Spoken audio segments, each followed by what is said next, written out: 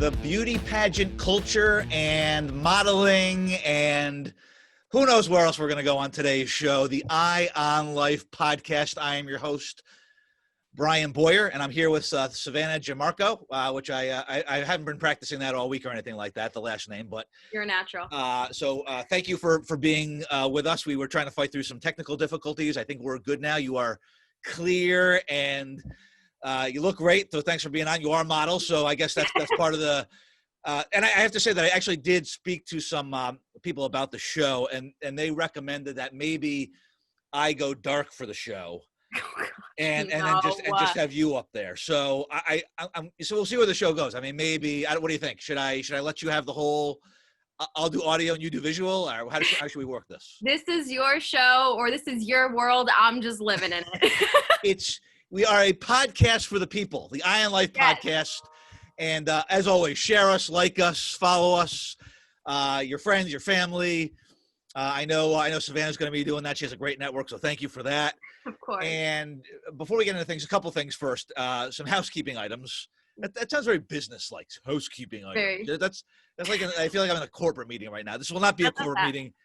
It'll be far from it. But for those of you who are listening, you can't see Savannah, but she's wearing yellow. And I know this is favorite color ever. It's your favorite color ever. And now I actually like yellow. I think that yellow is a very underrated color. I agree. I like mustard. I'm not suggesting your outfit looks like mustard. I'm just saying I do like mustard. And Nessie, we're having a few technical glitches here for a second here. You're frozen, which I'm guessing that maybe because I'm not a huge mustard person, but I thought well, we froze for a second. I thought you were just upset that I said something about mustard and yellow. No. So maybe, so I like mustard.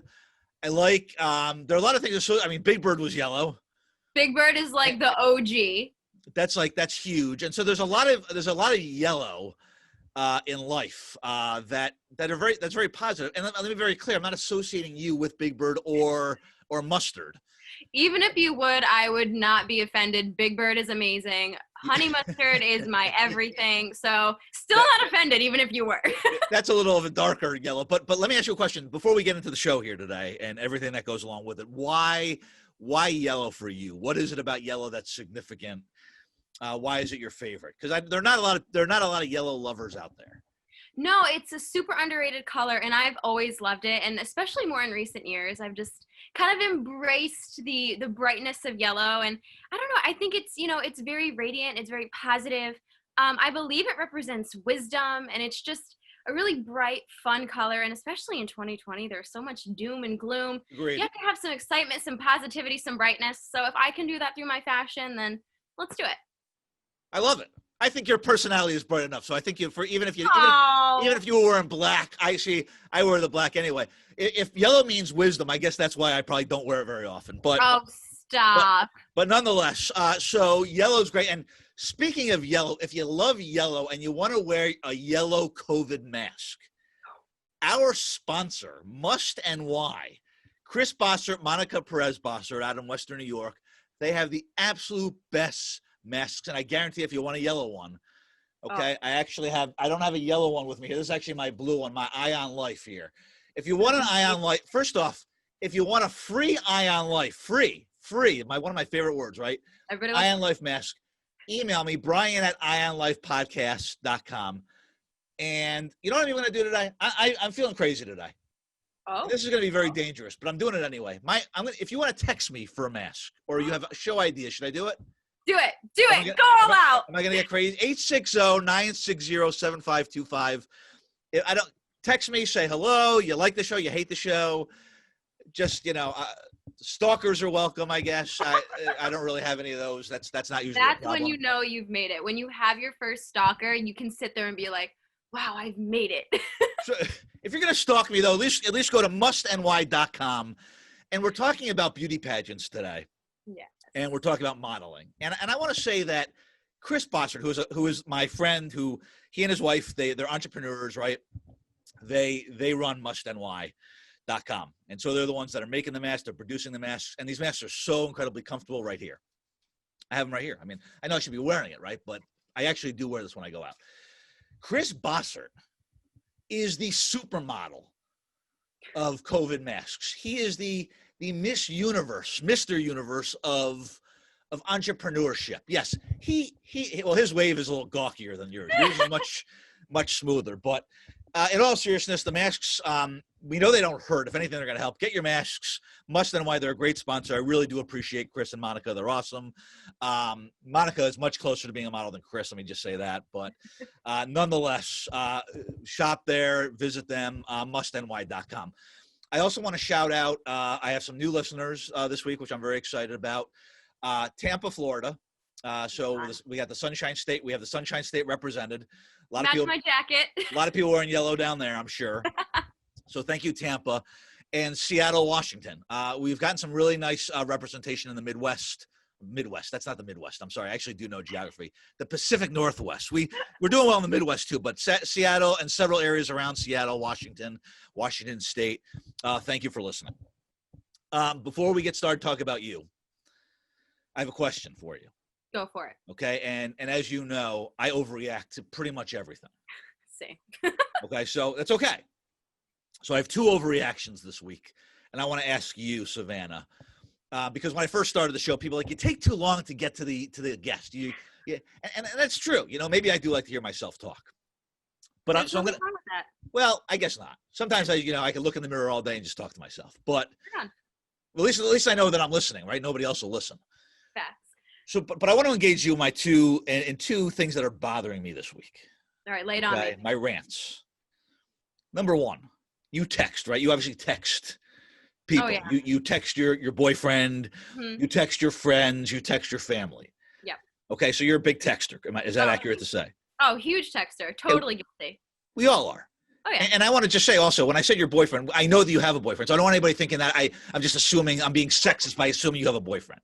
No. Okay? We've chatted, we've talked about it. It's all common knowledge. We go way back. So I don't want anybody, well, how do you know she has you're assuming she has a boyfriend just because she's a model. No, she legitimately knows she has a boyfriend. So let's just, okay. Because somebody will get offended by that. No, it's all good. No stress. I'm offended by texting because texting, and more so about texting, there's a lot about texting that bothers me. What bothers me is autocorrect.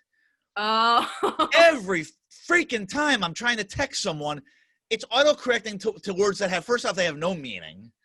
It's changing the words that make no sense in what I'm trying to convey.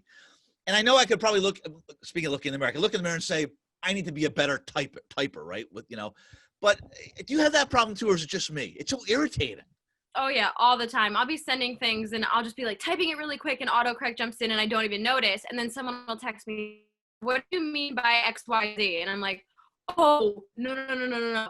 Or some ever had it autocorrecting really bad and then you're like, whoa, wait. Right. There are certain words. I don't remember what word I was trying to type, but it autocorrected it to gonorrhea. Oh God. Now, fortunately, I think that was to a friend. And I made sure I was not suggesting that they had gonorrhea. I don't know what word it was. I don't know, but whatever it was, why would it do that to gonorrhea of all things? Ryan, you have some explaining to do. I do have some explaining to do. I did have some. Fortunately, it wasn't a job or a client or anything like that. My anyway. God, can you imagine that being your boss at work or somebody really important? Oh, man. You're trying to say, like, where are you going this weekend? It says, where's your gonorrhea this weekend? Anyway, that's so autocorrect stinks. Whoever tried to create that, I understand the point of it, but autocorrect is absolutely terrible. Awful. The other thing that I want to complain about this week, before we get into pageantry, the culture, and modeling, is I have 2 pet peeves with the supermarket. All right. Number 1, is it me or is it the ultimate in laziness to not bring back your cart to the cart return? Yep. Now, I understand if you're way out, maybe, but what a lot of people are doing these days is they're leaving their cart next to another car. Now, if there's any sort of wind, your car is going to be dented. Take it back to the damn cart return. I don't understand why that's so hard. You probably need the exercise anyway. And think about it. If you're not returning your cart to the cart return, think about the other things that you're probably not doing in life. Are you bathing? Are you trimming your nails? Are you into a huge slippery slope? Right. What else? I mean, if you can't even do that, What else are you not doing that's really very simple?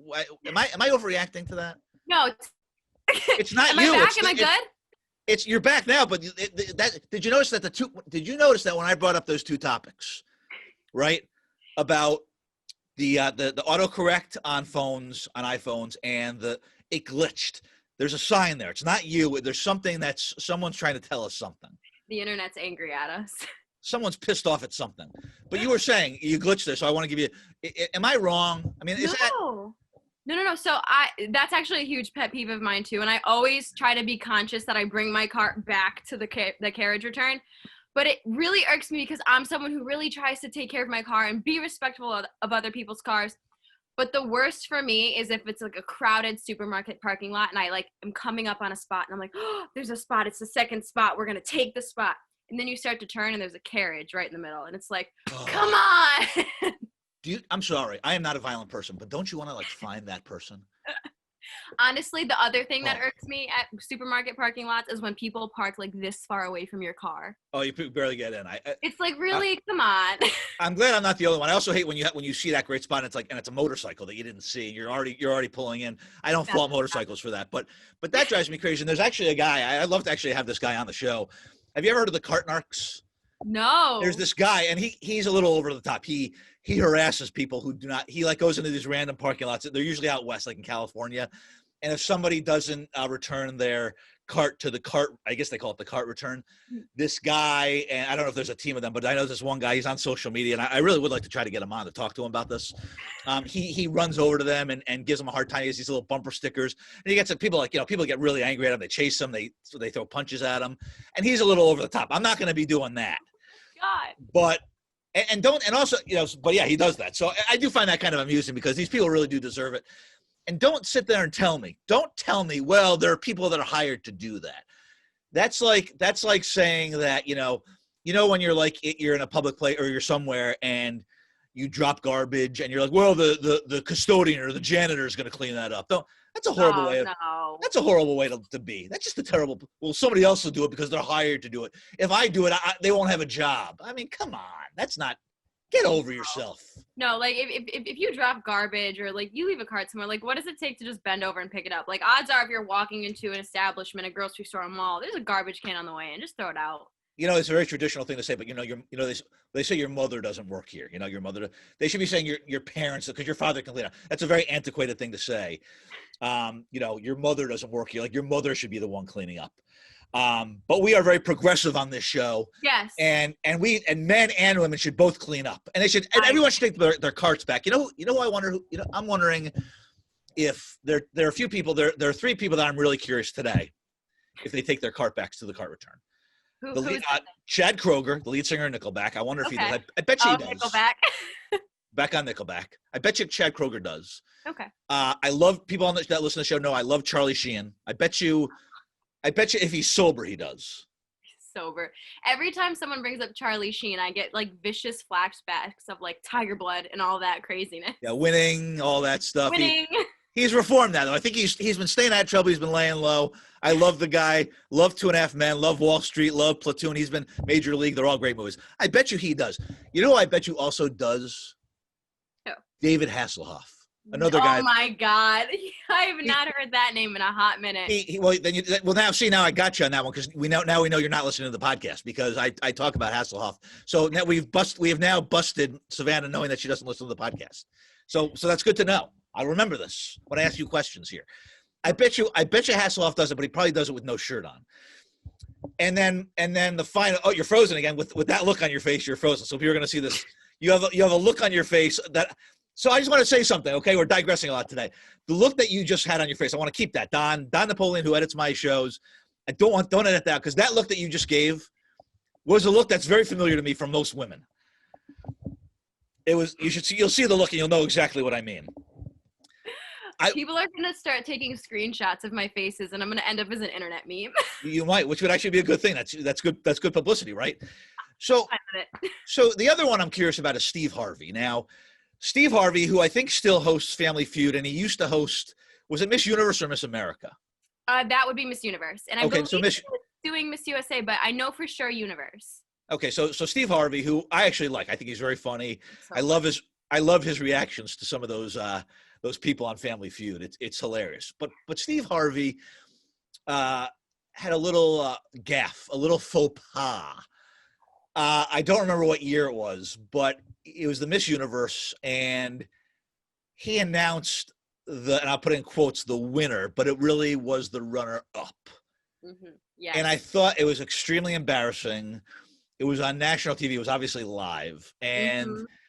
it was devastating to see that. It was very uncomfortable for anybody that saw that. You can see it on YouTube. It's still up there. He'll never live that one down. So as somebody, and we're going to talk about beauty pageants today a little bit and the culture of beauty pageants, because I'm fascinated by this, not in a weird old man creepy way. I'm fascinated by the culture and the dedication. So Steve Harvey announced the wrong winner. Yes. And I want to know, as someone who has participated in pageants before, I know there's Miss Universe, there's Miss America. Now you're saying there's Miss USA. My God, how many misses are there? Geez. I know. There's a miss. There's a miss for everything, right? But this was a miss.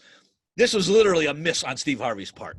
He announces it, and the runner-up comes up thinking she's the winner, and then he's like, "Oh, wait a second, I read it wrong." I don't know how he read it wrong. I don't know if it was on the card incorrectly or whatnot, but it was wrong. So he had to then say, "Oh, sorry, you're not the winner." Yeah. So as somebody who has participated, who has worked countless hours at this, right? You don't just get up there and look good, right? You don't just get up there and say whatever's on your mind. You practice for this. You study. There is a certain art form to it. How would you, Savannah, have handled that situation as either the one who was called up and didn't win, or the runner-up who was then now the winner? How would you have handled that? Because I thought it was handled with grace by both contestants, and he did the best he could, but it was a joke. How would you handle that? To be honest with you, when I watched, I was, oh my God, because not only did he call the wrong winner, Miss Columbia, who was the actual first runner-up that ended up winning, she was crowned. She had her sash, her crown, Yes. And then they had announced the Philippines, Pia Wurtzbach, as the winner, and they literally had to decrown her in front of everybody, and that was the part that broke my heart, because not only is that like, oh my gosh, my dream that I just had is now literally ripped off of me. Right. It was physically and it was a physical and it was a metaphorical, like, here's your dream and it's going away. And so Terrible. That was awful. But, Pia, obviously, who was the winner, handled it with grace. I think she was one of the most amazing Miss Universes. Super relatable, super sweet, super kind, genuine human being.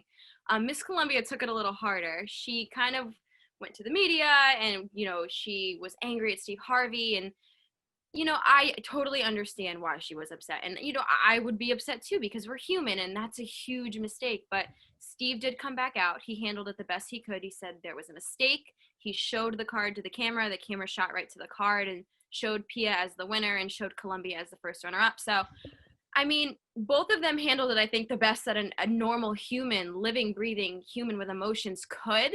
But on the same token, that's an unprecedented situation that I hope never happens again. If you think about it, and there are people who are not involved with this culture of these pageants, right? They may be like, oh, whatever. It doesn't really matter anyway. But think about the thing that I would guess, right? And I'll use myself as an example, right? I'm a big sports fan. We've talked about this. And if you said to me, I guess this would be an analogy, and think about whatever your passion is, right? I'm a New York Giants football fan. If you told me the Giants are in the Super Bowl and I have a ticket for you on the 50-yard line, and then I get there on that day and find out not only do I not have the seat, but it's actually not the Giants in the Super Bowl, right? It's two other teams in the Super Bowl.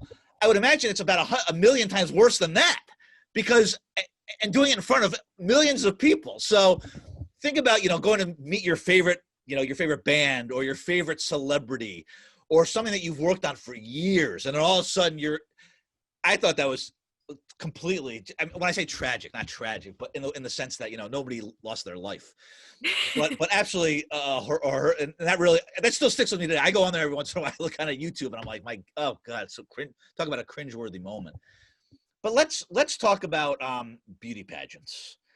And you've frozen again with another very interesting expression. I think that's gonna be the theme of the show. I'm You're gonna back. have I'm back. the many faces of Savannah. And if you're listening to the show on iTunes or iHeart or whatever, any of the audio, you're really missing out here. Check it out My on YouTube. faces are just of Either top way. quality entertainment today. Well, it shows that there's a lot of feeling there. I can feel you're very animated, which is a good thing. Thanks. I don't know if that's going to be a good thing or a bad thing, but we're going to find out. We're gonna find out for you, but there might be some memes on that. But let me ask you a question. There are people who are out there that will sit here and listen to the show and may have even turned the show off by now. Beauty pageants, modeling. Ugh.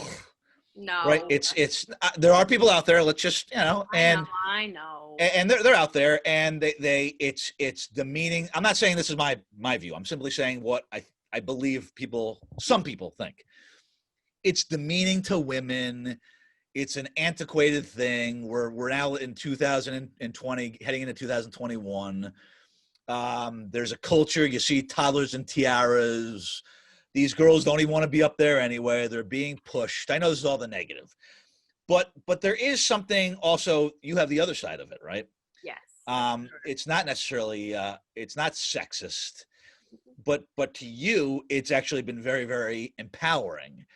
It's helped you build your self-esteem. It's helped build your image, right, as a person, Yeah. and right. So to somebody who says, Savannah, beauty pageants, modeling, thumbs down, not my thing. What are you saying to those people? Well, And you're so nice. I can't even imagine you yelling at somebody. But what's I would never yell at somebody. What's the other side of that, though? Tell us your side of it. Well, I totally get how people kind of get this misconception that it's this crazy world and it's sexist, and that, because what television puts forward is these little girls doing glitz pageants and getting hyped up on sugar and going on stage and makeup and wigs and flippers. And it looks crazy from an outside perspective, but, I personally never participated in those glitz pageants. There's a difference between glitz pageants and natural pageants when you're younger. I never participated in glitz. I did participate in natural pageants that really emphasize education, that really emphasize community service, public speaking, interview skills. So that's what I did. But the glitz side of it, I know plenty of little girls who love to get on that stage and they love to get their makeup done, and they are learning confidence, and they just have a blast. And as long as their parents are okay with that and they're having a great time, then I don't see what's wrong with it. But what we see on TV is a very twisted version of all of that. And like a lot of reality TV shows, I'm sure producers are editing and provoking. And so people also have to keep in mind that it is a television show. It can be crazy at times, but that's a whole different ballgame. So I came up in the natural pageant circuit. And so, like I said, a lot of emphasis on education, community service, public speaking, qualities that really help to develop somebody in life. And so I was part of a program called National American Miss for years and years. I think I started when I was like 7. And, when I was about 13 or 14, I actually ended up winning a national title with them. And so over the summer, I got to tour the country, going to all the state pageants and meeting other young women and helping to empower them and teach them about the mission of National American Miss. And so after coming off of that amazing year, I went right into Miss Connecticut Teen USA, which was a subsidiary competition of the Miss Universe organization. So brief little pageantry history lesson. There's the Miss America organization, which is a scholarship competition. It is not a beauty pageant. It's a scholarship competition. So the girls that compete there are competing for scholarship dollars. And I've competed in both the Miss America system and the Miss Universe organization. So can I just clarify one thing, because before you go on with that, when you say scholarship, you're talking about scholarship money to go to college. Sure. Is that accurate? Yes. There's a little glitch there. Okay, so yep, that's a good thing, right? We shouldn't be complaining about scholarship money. I mean, people compete, people get athletic scholarships, people get music scholarships, right? Mm-hmm. Okay, so go ahead. Sorry, I just wanted to make sure people were aware of what that scholarship meant. Yeah, so it's college scholarships, and so it's so strict that when you are applying to get your scholarship money after you've earned it, they actually have to pay your financial institution or your student loans company directly, so you don't even see the money. You literally have to submit your transcript. You have to submit an invoice that proves that you have this debt, and the Miss America organization pays it directly. So that's the Miss America organization. So there's Miss America, all of the state levels, and then there's Miss America's Outstanding Team. On the other side, we have the Miss Universe organization, which is a beauty pageant. but they also want somebody that's well educated, well spoken. They believe that you can have the entire package. And so on that side of it, there's Miss Universe, Miss USA, who competes at Miss Universe, and Miss Teen USA. So Am I going to get quizzed on this? Because I'm not. yes, I will not remember take this. Notes, take notes. This is important pageant history for you. You should really know this, Brian. This is what we do on the show. We talk about life, and life and learning is part of life. So I am learning about the pageantry, and I didn't want to cut you off there. Is there more? Oh, thank God, because not thank God that you're done. But if I have to remember any more, the Miss Teen and the Miss USA, and my gosh, but there are, again, there are people who feel like it's exploiting women. I'm with you on this. There are people that, these young girls are dressing up in makeup, and shouldn't they be aware of, the beauty that they have without all the makeup and without all the tiaras and all that. And so I guess my question to you is, I mean, it seems like what you're telling me is that that's not really what it's about. There is substance here. You're talking about, you're learning things about, society. Like, I know you talk about issues, political issues, worldly issues, right? So you're learning about things like that. You're learning to present, right? Yeah, for sure. And I would imagine also, and I know you and I talked about this, that for someone like you have gained a lot more self-esteem over the years from when you were younger. Yes. How has your whole experience helped you become more confident? Yeah, sure. So as I mentioned before, I was Miss Connecticut Teen USA back in 2015, which feels like 100 years ago at this point.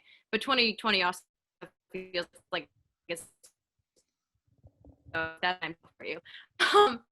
But so when I was younger, I think I froze. Am I back? Am I back? I froze. Yeah, you're back. No, you're good. We can always edit this, so we're good. Okay, perfect. Yeah. So as I mentioned, I was Miss Connecticut Teen USA back in 2015, and so before that, when I was younger growing up, I was the perfect specimen to be made fun of. I was a little bit chubby. I was going through that awkward pubescent stage. I had a unibrow, buck teeth. I was really, really cute. But I was really severely bullied to the point where I had people, giving me death threats, to the point where there was a specific person that I knew had guns in their household, and they would come up to me and say, I'm going to come to your house and I'm going to shoot your family. I'm going to kill you. I'm going to kill your family because you're fat and you're ugly. And I was, I don't know, maybe 10 years old, and I'm sitting there like, what? Like, right. What is my way to have to do anything with that?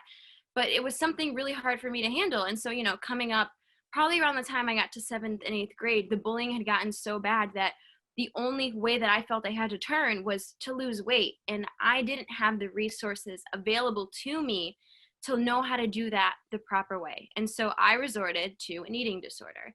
So I actually had anorexia nervosa, and I would not eat it. And it's, when you're anorexic, it's like a crazy compulsive, you're just in your head all the time. You see food in front of you and you're so hungry and you're like, don't eat that. There's calories in that. Don't eat that. You're going to be fat. Don't eat that. Or if you do, you start freaking out and you want to go on the elliptical for 2 hours. Or you want to go run for 2 hours. Or in my case, I would go do the elliptical for an hour and then I'd go downstairs and do 2 P90X videos, which was 3 hours of exercise. And I was barely eating. So I didn't have the nourishment to sustain what I was doing. And it was just awful. I would walk upstairs and feel like I was going to pass out. My nails were brittle. My hair was, it was awful. And so when I actually entered Miss Connecticut Teen USA, I was the last Miss Teen USA class that had a swimsuit competition. So when I was preparing to go to Miss Connecticut Teen USA, I actually was able to have access to a personal trainer. And so I learned how to exercise, how to eat properly for my body, and how to not starve myself to be in shape. And the one thing that my personal trainer told me through this process was, we're not going for skinny, we're going for strong. And that was something that really resonated with me. So now, usually when you compete in a pageant or a scholarship organization, there's an issue of concern that you have to champion. Much like the first ladies, like Michelle Obama, she did healthy eating and getting out there. Laura Bush had literacy. I believe Melania Trump's is cyberbullying. So, kind of like the first ladies, we all kind of take on this cause. And mine it's a movement that I've created called Find Your Strong. And what I do is provide resources to people to help them achieve physical, mental, and emotional wellness. Focus on eating disorders, healthy eating, and healthy exercising. So it's been a really amazing journey for me, and pageantry has made me so empowered. And every time that I get up on that stage in a swimsuit, I am so proud of my body and what I have overcome, because it's just been such a journey. Being in the position that you're in, and I know that a lot of when you're a contestant in these pageants, there is an opportunity for you. Again, it's, and I think that if I have done my research correctly, this is not just about being up on the stage, right? You're also out in the community. There are charities and community events that you are. I've seen some events where there's the miss someone from somewhere, right? Right. Have you had the opportunity? Because let me say, I really appreciate your candor and your honesty here about your eating disorder. That's not easy. I'm sure that was a tough time in your life, and clearly the bullies would if they saw you now, I'm sure they'd what was I thinking back then? I should have been asking her to go to a movie or something. You know what I mean? But so I imagine that was probably very tough to deal with at the time, and for you to be able to talk about that now, I give you a lot of credit for that. But have you also had the platform in doing what you do and in participating in these pageants to speak to other girls, maybe that were either younger or maybe are 9 or 10 that maybe either are or could be at some point facing those same issues? The bullying, the weight, the worry about the weight and the anorexia or the bulimia or any other issues that young, they're boys too, some of that, but young females might fall into, a trap that they might fall into. Have you been able to have that conversation with some of them to maybe be a role model? Oh yeah, for sure. I actually had one girl in particular. I think she was like a sophomore in high school at the time. She was like 14 or 15 years old, and she had come up to me and she had heard me speak at an event. It was actually at a fashion show. And she came up to me and she just told me that she was so inspired by my story because she also suffered from anorexia, and it was an ongoing battle for her. Because a lot of people with eating disorders, like myself, sometimes the thoughts kind of creep in the back of your head, and you have to know how to rationalize those and be like, no, that's not a healthy thought. No, this is not accurate. This is not the truth. So it's something that she struggled with in a more obvious way than probably I do now. And so we had the conversation where she said, I was so inspired by your story. And, I really am glad that you're providing these resources. And it's so great to see somebody in a position like yours advocating for these things, and that you've come through it and that you can be an example. Because she said that, she was struggling, and that seeing me and that I've overcome it, she felt like she could do it.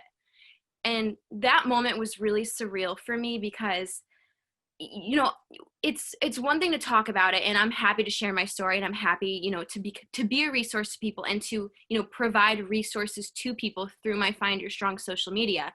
And so to really have that interaction and to talk to people and to hear their stories it's really affirming, but also heartbreaking, because I remember what it was like. It hurts to see somebody else that goes through the same thing, but also makes me so happy that my stories and my resources are able to help other people. And I've actually developed programs through the Find Your Strong program to go into schools and talk to children from a very, very young age all the way up through high school and college kids. So with the younger kids, we don't necessarily get into the eating disorder things, but it's, right. Treating people with respect and being nice to people. And then as we get into the high school and the collegiate age groups, we get a little bit more in depth into, what an eating disorder is and what the warning signs are and what you can do to help if you know someone or think someone is suffering. Talk a little bit about, it's a great story. You have a great story to tell. Find Your Strong. Tell me, because it's not just about you and your situation. You started this, but other people can also be inspired by it. I guess there's people can share stories. There's inspiration behind it. I know it's a hashtag, correct? Yes. So it's a hashtag. It's a hashtag, and I also have a Facebook group because I really wanted this to be a community. So you can actually go and you can join our Facebook group. It's hashtag Find Your Strong on Facebook. You can join us. You can become part of the community. People chat in there all the time, whether it's sharing recipes or sharing stories or, even success stories, or if you need a little encouragement, right. That community is there. Or on Instagram at @find_your_strong. And we are there also as a resource, as a community, and we're trying to make ourselves as public and out front as possible. I want to ask you, we talked about some of the stereotypes around the beauty pageants and modeling too. Yes. And they're called, I mean, the word's right in there, beauty pageants. I know there are probably some that are just called pageants or whatnot. Mhm. As someone who has participated in this, who has spent, a good part of your life doing it, and, being part of this, and it's obviously had a major impact on your life. For you, what is beauty? Because, beauty has a lot of different looks and feels to it. So as somebody who's actually participated in this, has faced the death threats, right? Yeah. From people, there's a lot of ugly out there, but in your mind, what have you kind of learned as far as your experience, as far as what beauty really means? And if you want to say somebody looks hot, that's great, that's fine. But what for you though, like what does beauty actually mean?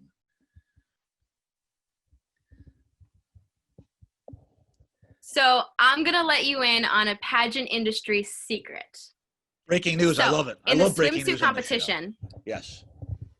breaking news. This Breaking is the most news. important thing you'll hear all day, or not. But Well, you said up to swimsuit you. competition. But in pageantry, so in the swimsuit competition, they say that swimsuit is won from the neck up, and what that means is not necessarily how you look, but how confident you are. Mhm. If you can walk out on the stage and own your body and strut yourself and be confident, that's what wins that competition. So for me, beauty is not how skinny you are. Beauty is not how tall you are. Beauty is not if you have blonde hair, brown hair, red hair, platinum blonde hair. It's about how you carry yourself and how confident you are. And I think that that's something that I really learned a lot, not only through my time in pageantry, but just my life experience. Confidence will take you anywhere that you need to go. And if you're confident in yourself and you love yourself, and if you can look in the mirror every single day, makeup, no makeup, extensions, short hair, whatever the situation may be, you can look at yourself in the mirror and say, I love the person who I am on the inside and the outside. That is truly beautiful. You know who's beautiful? Who? Would you like to know? This is breaking news. Chris Bossert is a beautiful man. Chris Bossert, show sponsor, mustny.com. He knows I'm doing this for his benefit. I had a show on a few weeks back with my high school friends, and Chris was wearing a lovely red hooded sweatshirt, which I still he will never hear the end of that one. We're gonna have those guys on again at some point, but in all seriousness, that is a very serious answer, and I appreciate that. I'm not making light of your answer. That really is. I think it's great. but in all seriousness, that's great. If there are some parents who listen to the show, and this is actually my final question, there are parents who listen to the show. They may have kids, they may have boys, they may have girls. But for the ones that have girls, and I guess this is only for girls, right? There aren't like it's for everybody. Okay, so a boy could participate in a pageant of some sort. So there actually are like male pageants. There are male pageants. There's Mr. I think there's Mr. World. There's Mr. International. I know for a fact that. So there are signing up for this. Male pageants. I'm doing a male pageant. You should. I hope there's no bathing suit competition in that one. I think there is. I'm not wearing a Speedo out there. There's no way. Oh, come on, Brian. You'd rock a Speedo. I would have to shut this show down if that was if we do that. But in all seriousness, though, again, we live in a time now where we are inclusive. So there are competitions for girls and there are competitions for men. Yeah. I think that's great. But I guess my question to you is, what would be your recommendation for anybody? Let's say I have two boys, but if I have a daughter who might be 9 or 10 or older or even older, and we've tried music, we've tried sports, we've tried art, we've tried maybe a pageant would be a fun thing. What would be your recommendation to maybe dip your toe in and see if it's for them? What's your recommendation on that? My first advice is to go watch one. There's so many different organizations out there that stand for so many different things. And depending on the age of the contestant, there's such a wide array of options. So I would say definitely do your research. I grew up in the system National American Miss, and that was amazing for me personally. I grew a lot in that organization. I grew up a lot. I have competed in the Miss America organization the past 3 years. I've been first runner-up for them 3 times. It was an amazing experience for me. I have nothing but love for the USA organization. And so, it all kind of depends on who you are and what fits you best. So what I recommend is do your research. Look at the system, look at the contestants, watch the competition. If there's a local one near you, or if you can find on YouTube one that has already happened, you can kind of watch and see what it's about. A lot of them, especially the Miss Universe organization, it's not just about beauty. They want someone that, of course, is beautiful, but is well-spoken and who is confident, who can relate to people, and someone who truly is a public servant. So as I said, do your research, see what's best for you, and watch, and don't be afraid. And excuse me, I'm also a resource too. So if you'd like to get in touch with me and ask me questions, you can DM me on Instagram at RealSavannahG, and I'm happy to answer any questions. I know you didn't give out your number like I gave out mine. I'm just a saying. lot of people have my number, so I'm just trying to like cut back on the people that have my phone number. I don't need to worry about it. You need to worry about it. A lot of weird people out there. I'm in generally in life, I'm a very honest and truthful person, but I do lie a lot on the show because I always say the last question, and when I say it's the last question, it's never the last question. You mentioned that you were runner-up 3 times. Yes. You seem like a very humble person. I try. You do, and I'm wondering, we've talked about this before. So the first time you're the runner-up, that's awesome. You've made it that far. Let me just say, right, being a runner-up in any of these competitions is really damn good. You're talking about you've been ahead of a lot of other people, right? And it's completely worth your time. We talked about Steve Harvey Miss. There was no shame in Miss Columbia being runner-up. It was just how it happened, right? There were some beautiful women up there that were so well spoken and were that's such an honor. So you were runner-up one time. And then, and it must have been very exciting for you. And then you were runner-up the second time. And I imagine, still very cool, but maybe I would have liked to have won that one. And then the third time, and again, you seem like a great person. Thank you. Humble. I don't know that I'd probably be taking the crown and taking it off the other person's head and throwing it out into the audience. That's just. Oh my gosh! I'm a sore loser. How did you react? How did you? I'm sure it was with grace and dignity, but was there any part of you that was like, oh, and was it the same person? Was it the same person each time, or? No. So actually, when you win one of these competitions, you can't return back. As far as Miss America and Miss USA go. So if you win a state level competition, that's it. You can no longer compete for that state competition. Got it. Okay. So I was first runner up to 3 different people. The first year was Miss Eliza Lynn Canner, who is an amazing, amazing, amazing human being. We're very good friends. She's probably one of the sweetest, kindest, most genuine people I know. So, I was super happy for Eliza. And so my second year, Bridget Oy, she actually was first runner up to Miss America Nia Franklin. So, Bridget is so incredibly smart. She's going to UConn Medical School. She's smart. She's beautiful. Bridget is everything. So I was super honored to be standing up there with Bridget. And lastly, just last year, I was first runner up to Jillian Duffy, who was 4th runner up at Miss America this year. And Jillian is a survivor of childhood cancer. She has an amazing story. And Miss Connecticut, as well as Miss America, is partnered with Children's Miracle Network Hospitals as our national philanthropy. And so, as an advocate and an ambassador for Connecticut Children's Medical Center, Jillian, before COVID, used to go in there once a month and talk with these kids. And, the fact that she could go in there and say, I was a patient at this hospital. I had cancer. I didn't have hair at one point. I was just like you, is something that you really can't take for granted. That story, that connection is something that's so special. So, even though there's a selfish part of you that's like, so close, I was right there. You also have to look at who you're standing up with. And, I try to take away something from every single with because it really is an honor to be in that position. Can you repeat that last part because you did glitch for a second? I want to make sure that we get what you just said. That very last part that you said.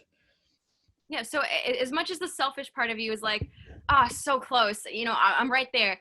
You also have to look at who you're standing up there with. And I had the absolute honor and pleasure of standing up there with 3 absolutely amazing Miss Connecticut's that I tried to take something different away from each one. And so to just stand up there and be with those women, those amazing women, was such an honor. You're being honest. I am. No, I know you are. Seriously. I have these visions of Tanya Harding and Nancy Kerrigan, of that whole thing. Obviously, Tanya Harding, not the best sport. In fact, you know what? Again, this is very random. I would love to have Tanya Harding on this show. I would love to talk to her. If she doesn't even want to talk about that incident, I will not talk about that incident. I would just love to have. I was always fascinated by Tanya Harding, but that was a little incident. I have these visions. Actually, I don't have. There's no vision I could see of you getting angry and doing anything close to that. But again, let's be very clear. Being the runner-up 3 years in a row is absolutely amazing. So seriously, congratulations on that. Thank you very much. That is absolutely fantastic. You have a great story. You really are an inspiration, because there are a lot of people who don't want to necessarily have those challenging conversations, don't want to acknowledge their past. And as I said, we had a show earlier. One of my first shows, we talked about gym culture. When you go to the gym and people gawk at you and it's really weird. We talked about that whole thing. But one of my guests, Thayer Flores, who owns a gym down in Orlando, Florida, the reason why he got into the whole, he's not a bodybuilder, but he's a fitness fanatic, and he looks great. He could do very well probably in the Mr. Universe competition. Let's get him in there. He could get away with the Speedo.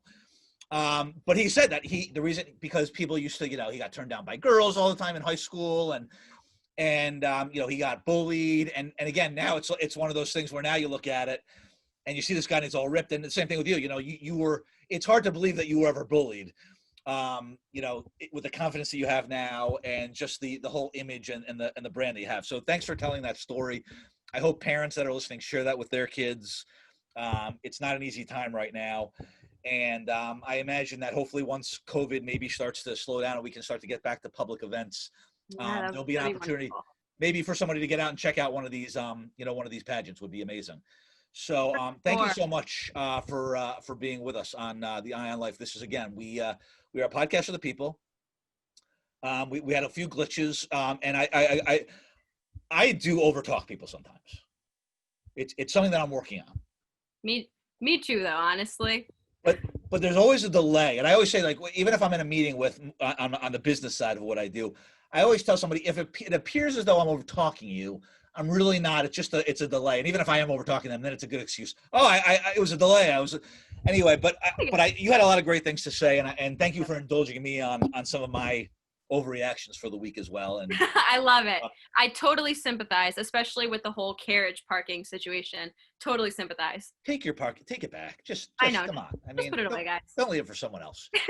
You get a few extra steps in for the day. Savannah Jamarco was amazing. You were amazing. I want to wish you the best of luck in your continued competitions. Thank you. We'll look for you on the cover of some magazine or whatnot. Good luck with that. Make sure, don't forget us, don't forget the podcast for the people, Eye on Life. How could I ever, when you have been so gracious as to have me on? I'm sure this is a career highlight for you. And, really is. And I really do appreciate your time. I want to thank mustny.com. Get your COVID masks. They're great gifts.